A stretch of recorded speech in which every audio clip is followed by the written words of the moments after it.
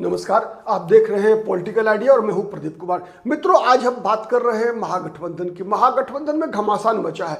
कल ही मुकेश सहनी ने कांग्रेस पार्टी को अंत में थक कर हार कर अल्टीमेटम दे दिया कि यदि आप हमारे साथ महागठबंधन में चुनाव लड़ना चाहते हैं तो तेजस्वी यादव को मुख्यमंत्री पद का उम्मीदवार और मुकेश सहनी को डिप्टी सीएम का उम्मीदवार मानना होगा, वरना अपना रास्ता नापिए। स्पष्ट कह दिया है मुकेश सहनी ने। अब दबाव देखना है कि राहुल गांधी क्या करते हैं, कांग्रेस पार्टी क्या करती है। लेकिन इतनी साफगोई से मुकेश सहनी का यह कहना ऐसा पहली बार हो रहा है कि जब स्पष्ट रूप से कांग्रेस पार्टी को अल्टीमेटम दिया गया। मुकेश सहनी ने कहा कि नहीं, आपको तो मुख्यमंत्री का उम्मीदवार तेजस्वी यादव को ही मानना होगा और साथ में मुकेश सहनी के डिप्टी सीएम बनने की उम्मीदवारी की घोषणा पहले करनी होगी, तब तो गठबंधन होगा, वरना अपना रास्ता आप नापिए। खुलेआम अब समझना पड़ेगा कि इस परिस्थिति की जो पृष्ठभूमि थी वो शुरुआत कैसे होती है। इसकी शुरुआत आप सबसे पहले अगर देखेंगे तो इस वर्ष जनवरी महीने से होती है।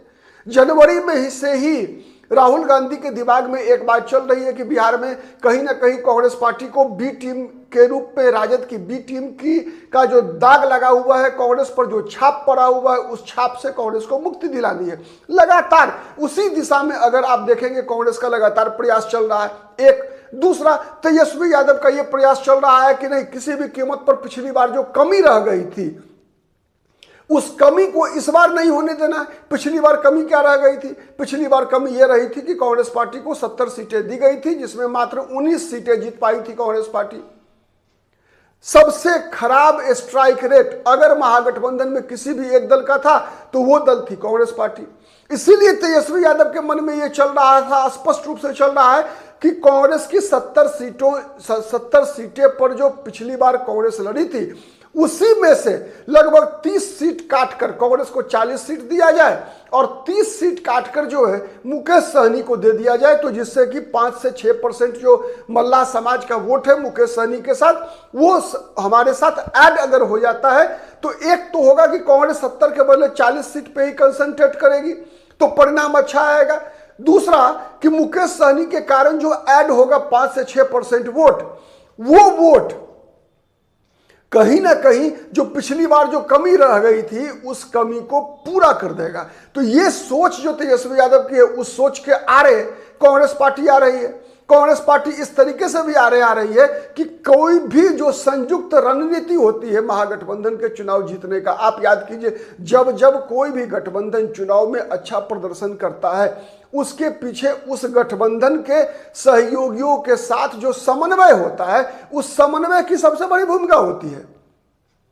आप बात कर लीजिए एनडीए की। एनडीए में भी मतभेद होता है, लेकिन जब जब एनडीए में समन्वय अच्छा रहा है तब तब परिणाम देखिए। जैसे 2010 का विधानसभा चुनाव बिहार में एनडीए में समन्वय अच्छा था, परिणाम देखिए। 2019 का लोकसभा चुनाव, 2014 का लोकसभा चुनाव, जब जब एनडीए में समन्वय अच्छा रहा परिणाम अच्छा रहा। 24 में थोड़ा समन्वय गड़बड़ाया कहां? तो मगध में और शाहाबाद में खेला हो गया तो एनडीए का परिणाम थोड़ा खराब हो गया। वैसे ही विधानसभा चुनाव में देखिए 2015 का जो महागठबंधन का जो समन्वय था, जो संयोजन था चुनाव सहयोगियों के साथ, वो कितना बेहतर था। राष्ट्रीय जनता दल यूनाइटेड और कांग्रेस पार्टी का। नीतीश कुमार उसके एकमात्र नेता के रूप में उभर रहे थे। लालू प्रसाद यादव, तेजस्वी यादव का पूरा सपोर्ट था। राहुल गांधी, सोनिया गांधी का सपोर्ट था। परिणाम क्या हुआ? जो बीजेपी 6 साल भर पहले लोकसभा चुनाव में धमाका कर गई थी, 40 में 31 सीटें जीत गई थी, वही विधानसभा चुनाव में जो है जमीन पे लेट गई। नीतीश कुमार लेटा दिया। जो नीतीश कुमार लोकसभा चुनाव में मात्र 2 सीट पे जीत पाए, 29 सीट पे जमानत जब्त हो गई थी, वही नीतीश कुमार फिर 2015 में मुख्यमंत्री बन जाते हैं। तो ये होता है कोऑर्डिनेशन, और वही कोऑर्डिनेशन करने का काम तेजस्वी यादव लगातार कर रहे हैं। लेकिन इसमें सबसे बड़ी बाधा बनकर अगर कोई दल उभर के आ रही है सामने तो वो है कांग्रेस पार्टी। कांग्रेस पार्टी के मन में कहीं ना कहीं ये कुछ बातें घर कर गई है। उसके अंदर ये बातें घर कर गई है कि राष्ट्रीय जनता दल की लोकप्रियता, तेजस्वी यादव की लोकप्रियता अब घट रही है और राहुल गांधी की लोकप्रियता बढ़ रही है। ये कांग्रेस का माइंडसेट है। और उसी माइंडसेट के तहत, चूंकि आपने देखा पिछले लोकसभा चुनाव में भी जब कई ऐसे लोकसभा सीट थे जहां पर कि राजद को सफलता नहीं मिली, लेकिन उसी प्रकार का, उसी समीकरण का लोकसभा सीट जब कांग्रेस लड़ती है तो उसको जीत मिल जाती है। जैसे मैं बात कर रहा हूं पूर्णिया प्रमंडल की। पूर्णिया प्रमंडल में जो 4 लोकसभा सीटें हैं, पूर्णिया, अररिया, कटिहार और किशनगंज, तो कटिहार और किशनगंज जहां पर कांग्रेस के उम्मीदवार थे, कांग्रेस जीत गई। पूर्णिया और अररिया जहां राजद के उम्मीदवार थे, राजद हार गई। तो ये सब कुछ आंकड़े ऐसे हैं जिससे कि कांग्रेस पार्टी को भी एक संकेत मिलता है कि कहीं ना कहीं तेजस्वी यादव की स्वीकार्यता की जो स्थिति 2020 के विधानसभा चुनाव के दौरान थी, अब वो नहीं है। और उसी का फायदा उठाने के लिए राहुल गांधी कहीं ना कहीं आप देखेंगे कि लगातार रणनीति बना रहे हैं। जिस प्रकार के मुद्दों को राहुल गांधी उठा रहे हैं, उससे ऐसा लगता है कि वो बीजेपी का नुकसान कम, राजद का नुकसान ज्यादा करना चाह रहे हैं। वो राजद के विकल्प के रूप में बिहार में उभरना चाह रहे हैं, न कि भाजपा और एनडीए के विकल्प के रूप में। तो समस्या यहां है। वहीं मुकेश सहनी का मानना है सिंपल कि जो बातें पिछली बार नहीं बनी, पिछली बार याद कर लीजिए विधानसभा चुनाव ऐसा ही चल रहा था, मुकेश सहनी महागठबंधन में ही थे, लेकिन उन्होंने कहा कि नहीं, मेरी 22 सीटों की मांग थी, डिप्टी सीएम का उम्मीदवार बनाने की मांग थी, तेजस्वी यादव ने पूरा नहीं किया, मतलब तेजस्वी यादव ने पीठ में छुरा भोंक दिया है, अब हम महागठबंधन में नहीं रहेंगे। अंतिम क्षण में मुकेश सहनी महागठबंधन छोड़कर एनडीए में शामिल हो गए थे, 11 सीट लड़े, 4 सीट जीते।